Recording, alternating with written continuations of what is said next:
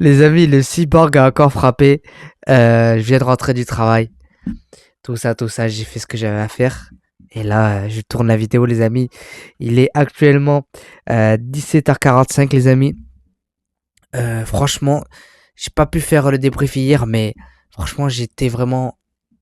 Bon, on n'est pas choqué d'Erling Haaland, mais je suis, on va dire, choqué dans le mauvais sens pour le Brésil parce que, en fait, ce Brésil, les amis, c'est plus le Brésil. Bon, j'ai pas connu, mais de 2002-2006, quand je regardais les highlights ou même les résumés des matchs, tout ça, même sur FIFA, PS et tout, ils étaient trop boostés. Je me rappelle Roberto Carlos, Ronaldinho. Non, ils étaient vraiment boostés. Mais franchement, les amis, il y a beaucoup de choses à dire. Je suis un peu déçu, même très très déçu du Brésil. Après, voilà, on l'a dit dès le début, hein, c'est plus le Brésil d'il y a 20 ans maintenant. Ouais, il y a 20 ans, les amis, même 24 ans si on repart sur les années 2002. Mais bon, en tout cas, les amis, installez-vous, prenez des pop-corn. On va parler du match en général, un peu en précision, tout ça. Bref, mettez-vous bien. Donc les amis, on va commencer par le Brésil, les amis. Le Brésil, c'est vraiment. En fait, ça fait peur parce que ils ont, on dirait que ils sont aucun plan tactique. Vraiment, on dirait qu'ils ont aucun plan tactique et surtout, ils sont dépendants de Vinicius. Et Vinicius, franchement, ça va pas lui être bénéfique cette défaite contre la Norvège parce que c'est entre guillemets que la Norvège, même si pour moi, hein, ça confirme déjà qu'en 2022, ça confirme déjà qu'en 2022, je me suis dit et on s'est dit, on a vu que les équipes africaines, notamment le Maroc, peuvent faire déjouer les grandes équipes. Mais là, euh, même si c'est que la Norvège, maintenant, il n'y a plus de petites équipes. On a vu le Cap-Vert, au passage, le Cap-Vert, encore félicitations, je le redis. On a vu hier Congo, le Congo, oh là là, la République démocratique du Congo, ont failli battre. Oh, franchement, félicitations, les amis. Ont failli battre, pardon, je vais pas dire l'Angleterre, je vais dire une connerie. C'est pas l'Angleterre, mais si c'est l'Angleterre, voilà, c'est l'Angleterre. Ils ont failli battre en huitième, parce qu'en fait ça passe tellement vite les amis que là j'ai oublié que, enfin les sixièmes, j'ai oublié que là il y a encore des matchs de huitième de finale, tout ça. Bref, Euh, donc voilà. Mais en tout cas, le Brésil, ouais, c'est plus le Brésil d'avant. Même il y a des actions où Neymar, il est rentré Neymar. Malheureusement, c'est tellement triste à dire, mais Neymar n'a rien apporté. Au contraire, il a encore plus baissé la qualité. Bon, déjà qu'il n'y avait pas beaucoup de qualité de pressing, mais là, on a vu vraiment la coupure. Le trio offensif, Hendrick, c'est pas un mec qui presse, même s'il est jeune. Vinicius, il presse pas tout le temps. Neymar, il est sur la fin, ça y est, c'est à la fin de sa carrière. Et il faisait vraiment exprès d'être devant les défenseurs, d'être en couverture, en devant, en tant que, entre guillemets, rideau. Mais franchement, ouais, quand il est rentré, Hendrick et surtout Neymar, c'était vraiment dans le pire temps, parce que là, c'était vraiment pendant le Money Time. Et on a vu hein, déjà qu'ils avaient une qualité de pressing, quand j'ai dit en amont, catastrophique. Là, les Brésiliens, ils défendaient à 7 contre 10. Oui, les amis, on ne compte pas le gardien parce qu'il n'y a pas pressé. 7 contre 10, c'est pour ça qu'après le deuxième but d'Erling Haaland, le deuxième but d'Erling Haaland, les amis, en fait, là, pour moi, c'était un manque de respect. J'ai même rigolé et tout avec mon père. On en a rigolé et tout. Parce qu'en fait, il a même pas pris d'élan.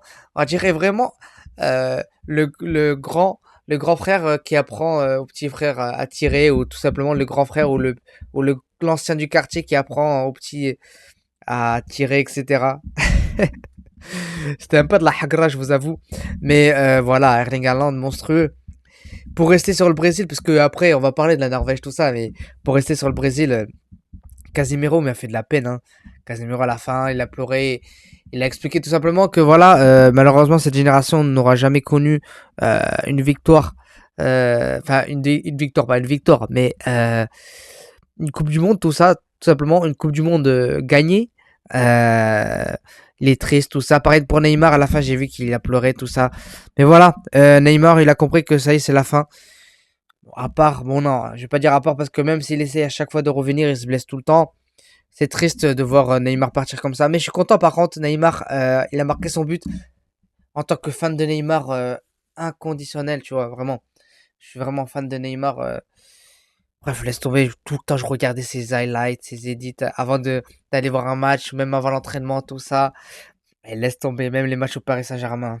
Je me rappelle encore c'est une action banale, mais je me rappelle, c'était à l'époque quand ils étaient avec le maillot gris. Je l'ai en plus le maillot gris du Paris Saint-Germain. C'était en quoi? 2023, 2023, 2024 ou non 2021 ou 2020? Non 2021, 2022. C'était sous Pochettino si je me trompe pas. Euh, donc voilà, sous Pochettino, c'est exactement ça. Euh, Contre Lorient, c'était un match anecdotique, mais milieu de terrain, euh, il fait une virgule petit pont. Je pense les gens, ils auront la ref, c'était magnifique. Non, donc voilà. Malheureusement, le Brésil, Casemiro, Guimarães. En plus, Guimarães, il a raté un. Les amis, il a raté un de ses pénaux. En plus, c'était vraiment le péno pour détruire directement la Norvège, parce que la Norvège on commençait très très fort avec du pressing, euh, des, des transitions hypersoniques, comme on connaît leur capacité. Mais en plus, c'est même pas, je vais vous dire les amis, la Norvège pour moi, c'est même pas, techniquement, c'est même pas une équipe top 10, vous voyez, européenne. Et je sais même pas, avec tout le respect, je sais même pas s'ils sont dans le top 20. Mais en fait, ils ont tellement une armada offensive et une armada physiquement, vous voyez, que en fait, ça a compensé. Mais bon, pour rester sur le Brésil, Bruno Guimaraes, il a raté un de ses penalties, c'est pas bon. Franchement, pour moi, c'était le moment, hein, c'était le momentum pour le Brésil.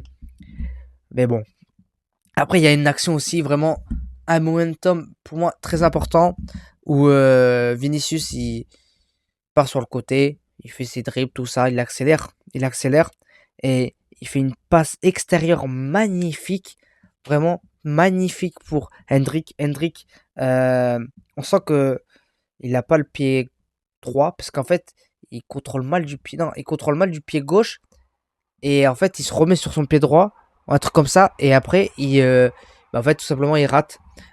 Pour moi, c'était vraiment l'action pour tuer les Norvégiens, mais bon. À part le penalty, cette action, voilà, ils n'ont pas fait grand-chose, hein. Vraiment, le Brésil, ils n'ont pas été très dangereux, pardon. Même si, franchement, ils ont eu des occasions, mais en fait, c'est pas une équipe de pressing.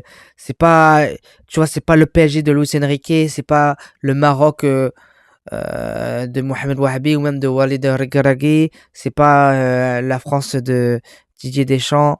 Non, c'est pas l'équipe de Thomas Tuchel, l'Angleterre de Thomas Tuchel. C'est pas une équipe qui presse. Franchement, ça fait peur. Même physiquement, ils ont été en dessous. Ils ont rien proposé. Et même, je le redis, mais quand je vois des séquences où Neymar et les autres, hein, Vinicius, euh, Santos, il n'est pas rentré. Danilo Santos, il n'est pas rentré. Mais voilà, les joueurs brésiliens, ils sont sur le côté, je me rappelle, à 90, 85e, 90e minute, ou à 90e minute presque. Et Neymar, il a un coup de frustration, vous voyez les amis, et il commence à tacler, à faire mal aux Norvégiens, parce qu'en fait, les Norvégiens font du tiki-taka sur un petit espace, ils font des 1-2, ils sont là, ils contrôlent le ballon, ils ont la possession. Et là, on voit qu'il n'y a plus d'identité de Brésil. C'est plus le Brésil, les amis, et je vais même pas faire de blague parce que ça me fait tellement de la peine. Il y a vraiment plus d'identité du Brésil, et même à l'époque, moi, ma première Coupe du Monde, c'est 2010. 2010, et la vraie Coupe du Monde, j'ai tout regardé, c'est 2014. 2014, les amis, Brésil sous bandana 100% Jesus. Il avait gagné les JO, si je me rappelle bien, en 2014, si je dis pas de conneries. Mais en tout cas, voilà, il avait fait une Coupe du Monde incroyable. Euh, mais voilà, c'était l'insouciance, c'était le Brésil, le Brésil un peu ultra technique quand même. Même si c'est pas le Brésil 2002, vous voyez. Mais franchement, je suis un peu déçu, les amis. Ils ont perdu leur identité. Joga Bonito. Il y a plus de do Brasil, Joga Bonito. Franchement, moi je vous le dis, les amis, moi à l'époque, Je voulais être brésilien, carrément. Je disais, avant, je disais, j'étais brésilien marocain. Euh, J'étais tellement fan du Brésil. Mais voilà, ils ont perdu leur identité de jeu. Même Carlo Ancelotti, il a perdu le fil du match, le fil conducteur, vous voyez, le fil rouge, comme on dit, du match, tout simplement. Déjà, j'ai pas compris pourquoi il a envoyé Hendrick. Pourquoi il envoie Hendrick alors que déjà au milieu il y a un problème au milieu. Parce qu'on le sait très bien, Casemiro, Bruno Guimaraes ça marche pas, je sais pas pourquoi. Je suis un peu déçu par contre de Carlo Ancelotti qui euh, n'a pas su réfléchir à une bonne tactique, réfléchir à des bons changements, et même, je sais pas, en fait, Carlo Ancelotti s'est dit, je vais faire comme au Real Madrid, il y a un top joueur, Vinicius, ben, le joueur le plus important, on va se concentrer, on va jouer autour de Vinicius. Non, ça marche pas comme ça marche pas comme ça, c'est pas... Carlo Ancelotti, je sais pas si il renouvelle ses tactiques, tout ça, mais on sent que c'est quand même un jeu à l'ancienne, un jeu pas du tout hybride. Et les amis, je vous dis, c'est pas parce que Rafinha il est pas là que ça a impacté forcément la défaite. Pour moi, Rafinha, euh, franchement, il aurait pas apporté grand chose de plus, à part un peu plus de pressing, un peu plus de technique, mais ça aurait pas changé grand chose contre la Norvège. Donc voilà, les amis, pour le Brésil, très très déçu. C'est un Brésil, et franchement, la génération du Brésil, c'est vraiment catastrophique. Après, ils ont des joueurs Pedro, si je me trompe pas. Pedro, tout ça. Donc voilà, on verra. Ils ont des Hendrick, des Vinicius. Donc j'espère pour eux que voilà, ils vont se relever parce que franchement, ça fait 20 ans, presque 20 ans, ouais, 20 ans les amis, que le Brésil, c'est pas ça. Et c'est la première fois qu'ils se font éliminer en quart de finale depuis 90. Vous imaginez les amis? Depuis 1990. C'est grave, c'est grave. Ouais. Non, franchement, ça fait de la peine. En tout cas, voilà, maintenant, les amis, on va parler de les amis. De Erling Haaland. Erling Haaland, cyborg, le cyborg. Non, plus sérieusement, les amis, on voit que la Norvège, c'est une famille. On le voit quand, dans les vidéos Inside où ils vont voir tous ensemble regarder des matchs, etc. Non, on voit que c'est une famille et même la fameuse célébration avec les supporters des Vikings qui rament, voilà, qui rament le bateau, le bateau de Vikings tout simplement. Voilà, c'est des Vikings. Hein. Dites-vous les amis, plus de 14 joueurs font plus d'un mètre 88. Donc voilà, à partir de ce moment-là, tu peux rien faire. Non, c'est pas que tu peux rien faire, mais vous m'avez compris. Voilà pour parler de la Norvège, monstrueux. Ils ont été très très forts. Franchement, les amis, j'ai bien aimé Erling Haaland. Et surtout, ce qui m'a surpris d'Erling Haaland, c'est que c'est pas le meilleur technicien, on va dire, pur technicien. Vous voyez, même en termes de déviation, c'est pas le mec qui va dévier à la Romeo Lukaku. Et franchement, aujourd'hui, il a été très très bon. Vraiment, il a fait de bonnes déviations. Et même contre, pas Martin Odegaard, c'est contre... si je me trompe pas, c'est Martinelli. Non, pas Martinelli. Gabriel Dos Santos, les amis. Euh, il s'est fait manger. Gabriel, tu t'es fait manger, frérot. C'est pas le Gabriel qui est à l'Arsenal. C'est pas possible. Je me rappelle encore d'une action où Erling Haaland, comme d'hab, hein, il se met dos au jeu. Tac. Gabriel Dos Santos, il est derrière lui. Et Erling Haaland, il a juste vraiment à s'appuyer sur lui, déviation ou même une action où il le bouge carrément. L'arbitre le siffle, mais voilà, il le bouge. On voit que dès le début du match, les amis, il est en place, Erling Haaland. Et alors que en vrai, en nuançant, je trouve que quand même, les amis, on va pas se le cacher, Marquinhos, Gabriel, Dos Santos, même Dos Santos latéral et même Danilo, l'autre latéral du Brésil. Ils ont fait un bon match. Franchement, ils ont fait un bon match défensivement. Mais voilà, quand t'as Guimarães, Casemiro et au milieu, c'est compliqué, c'est compliqué. Mais voilà. Parce que je me rappelle, le premier but, c'est qu'en fait, ils ont laissé beaucoup d'espace. C'est pour ça qu'après, Erling Haaland, il a pu marquer. Mais voilà, c'est dommage. Ryan, j'ai bien aimé Ryan en soi. Mais je trouve que c'est pas ouf. Franchement, il n'a pas apporté grand chose. Même, il n'a pas été dangereux, je trouve. Offensivement, il n'a pas. Pour moi, j'ai pas vraiment, les amis, j'ai pas de souvenir ou de flash, vous voyez, d'actions où je me suis dit, ah ouais, il peut faire mal. Alors que Vinicius, il a fait, hein. Franchement, il a fait une belle Coupe du Monde. C'est dommage parce que pour négocier le contrat avec le Real de Madrid, ça va être compliqué. Mais voilà. Après, Martinelli, je l'ai pas vu du match, franchement. Déjà, quand je l'ai vu, je me suis dit, ah ouais, titulaire Martinelli. Il a été inexistant.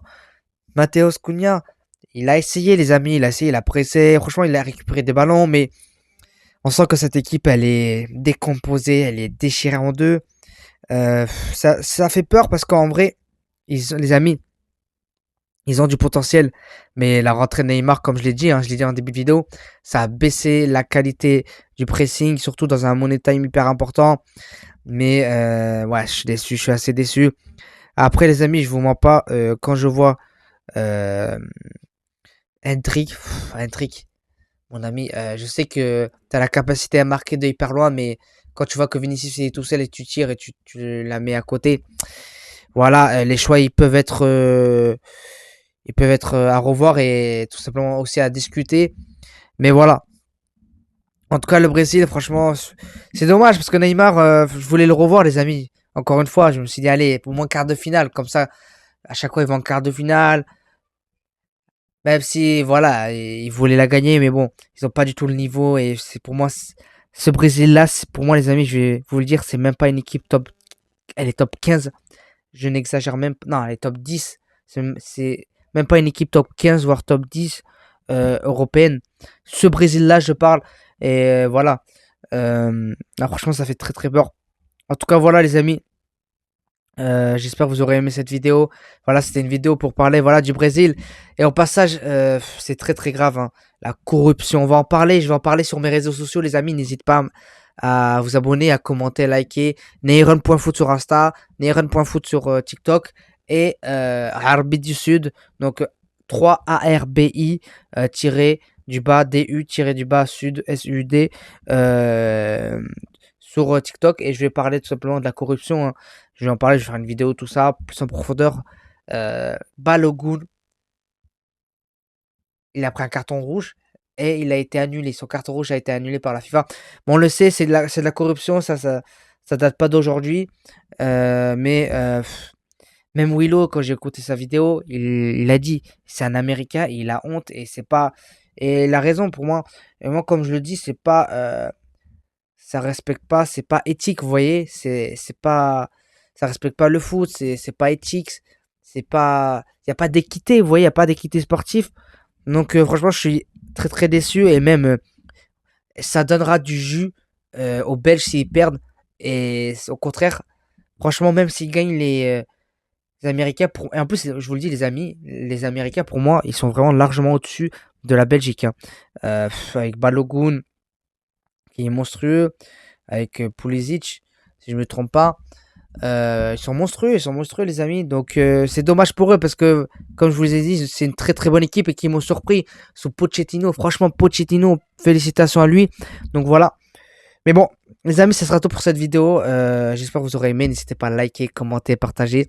Et les amis, c'est toujours un plaisir de parler avec vous. Et les amis, jeudi, France-Maroc, les amis. Et j'ai trop hâte là. Il y a encore des matchs qui arrivent ce soir. Mais voilà là, les amis.